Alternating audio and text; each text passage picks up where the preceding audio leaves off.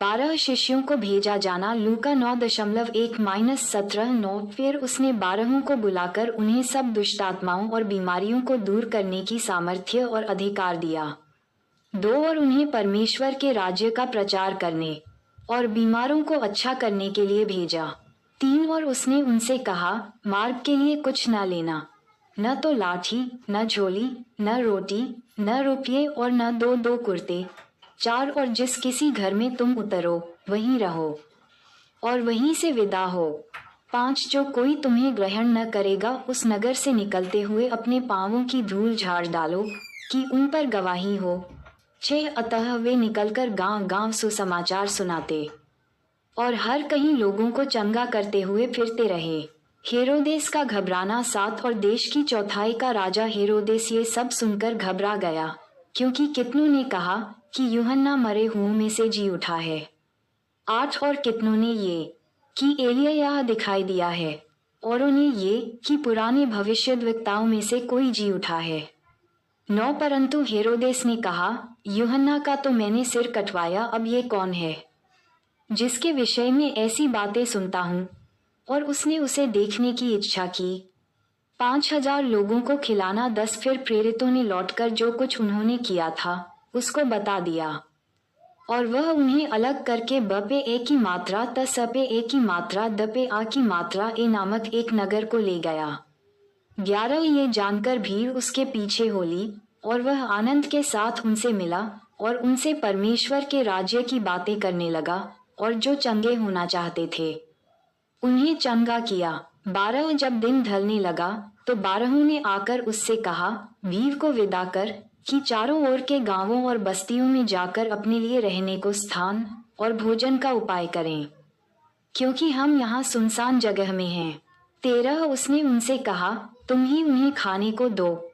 उन्होंने कहा, हमारे पास 5 रोटियां और 2 मछली को छोड़ और कुछ नहीं, परंतु हाँ, यदि हम जाकर इन सब लोगों के लिए भोजन मोल लें तो हो सकता है। 14 क्योंकि वहां पर लगभग 5000 पुरुष थे। और उसने अपने चेलों से कहा, उन्हें 50-50 करके पांति में बैठा दो। 15 उन्होंने ऐसा ही किया और सबको बैठा दिया। 16 तब उसने वे 5 रोटियां और 2 मछलियां लीं और स्वर्ग की ओर देखकर धन्यवाद किया और तोड़ तोड़कर चेलों को देता गया कि लोगों को परोसें। 17 अतः सब खाकर तृप्त हुए और बचे हुए टुकड़ों से 12 टोकरियां भरकर उठाई।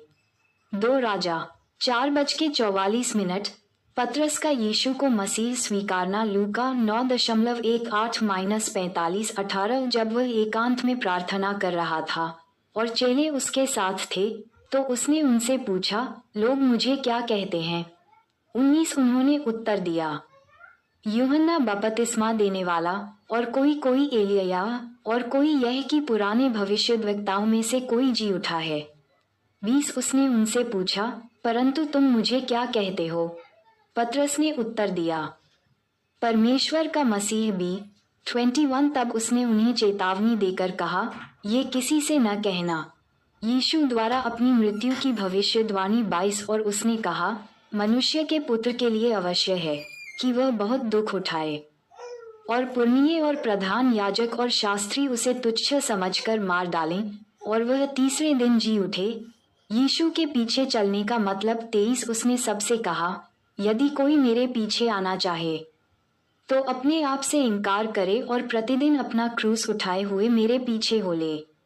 24 क्योंकि जो कोई अपना प्राण बचाना चाहेगा वह उसे खोएगा, परंतु जो कोई मेरे लिए अपना प्राण खोएगा वही उसे बचाएगा। 25 यदि मनुष्य सारे जगत को प्राप्त करे और अपना प्राण खो दे या उसकी हानि उठाए तो उसे क्या लाभ होगा? 26 जो कोई मुझसे और मेरी बातों से लजाएगा, मनुष्य का पुत्र भी जब अपनी और अपने पिता की और पवित्र स्वर्गदूतों की महिमा सहित आएगा तो उससे लजाएगा। 27 मैं तुमसे सच कहता हूँ कि जो यहाँ खड़े हैं उनमें से कोई ऐसे हैं कि जब तक परमेश्वर का राज्य न देख लें तब तक मृत्यु का स्वाद न चखेंगे।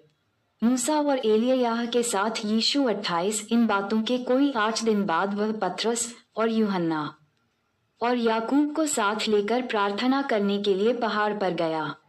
29 जब वह प्रार्थना कर ही रहा था तो उसके चेहरे का रूप बदल गया और उसका वस्त्र श्वेत होकर चमकने लगा। 30 तब मूसा और एला पे छोटी ई की मात्रा आधा य पे आ की मात्रा हसी।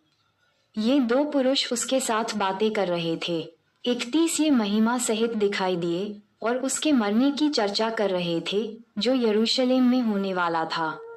32 पतरस और उसके साथी नींद से भरे थे और जब अच्छी तरह सचेत हुए तो उसकी महिमा और उन दो पुरुषों को जो उसके साथ खड़े थे देखा। 33 जब वे उसके पास से जाने लगे तो पतरस ने यीशु से कहा, हे स्वामी, हमारा यहाँ रहना भला है, अतः हम 3 मंडप बनाएं, एक तेरे लिए, एक मूसा के लिए और एक एलिय्याह के लिए।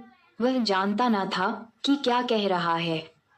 34 वह ये कह ही रहा था कि एक बादल ने आकर उन्हें छा लिया और जब वे उस बादल से घिरने लगे तो डर गए। 35 और उस बादल में से यह शब्द निकला, यह मेरा पुत्र और मेरा चुना हुआ है, इसकी सुनो। यशा 42 1 36 ये शब्द होते ही यीशु अकेला पाया गया और वे चुप रहे और जो कुछ देखा था उसकी कोई बात उन दिनों में किसी से न कही। लड़के को दुष्टामा से छुटकारा 37 और दूसरे दिन जब वे पहाड़ से उतरे तो एक बड़ी भीड़ उससे आ मिली।